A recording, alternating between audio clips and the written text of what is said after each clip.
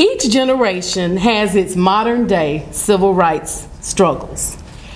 And as it turns out, one of our struggles revolves around the impact that green will have on brown. Did you hear what I said? How going green is going to impact brown folk, just like you and me.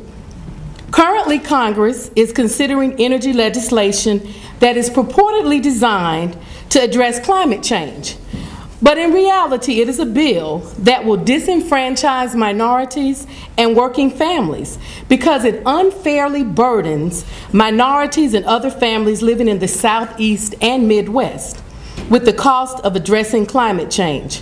While I agree we must focus on finding solutions to climate change issues, we cannot ask a small fraction of our society to pay for global problems. We must not allow this to occur. We cannot have communities deciding between feeding their families, clothing their families, and paying their electric bills. This is morally wrong. We firmly believe that we must remain focused on ensuring that energy policies are affordable and sustainable.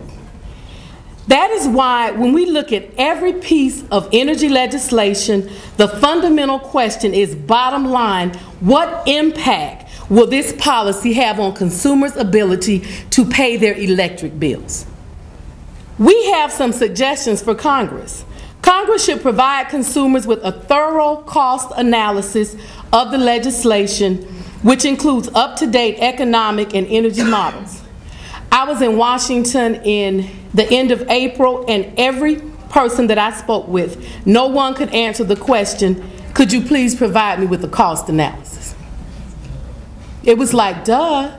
You know, you're making all of this hoopla about this bill, but you don't know, bottom line, how much it's going to cost.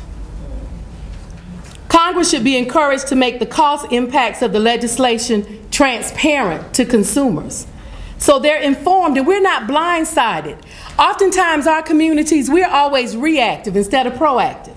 We don't know what's going on, then all of a sudden we get a bill that's $100 more than last month, and that throws everything out of kilter, especially when you live from paycheck to paycheck. And now it's from unemployment check to unemployment check. Something has got to stop. For the sake of local economies and environments, we need an energy policy that encourages investment, advances consumer interests, and is equitable across all ethnic and socioeconomic groups.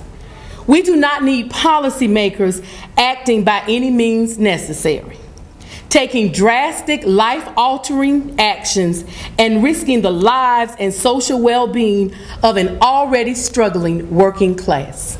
Can we support Congress? Well, we ask that in return, Congress support us. We ask Congress to take into account the minority, low and middle class families who cannot afford rate hikes in energy and who will feel the greatest impact of any group in the nation. Empower Consumers supports good environmental stewardship and the fight against climate change, but not when these policies hurt the hardworking people who they are purportedly designed to help.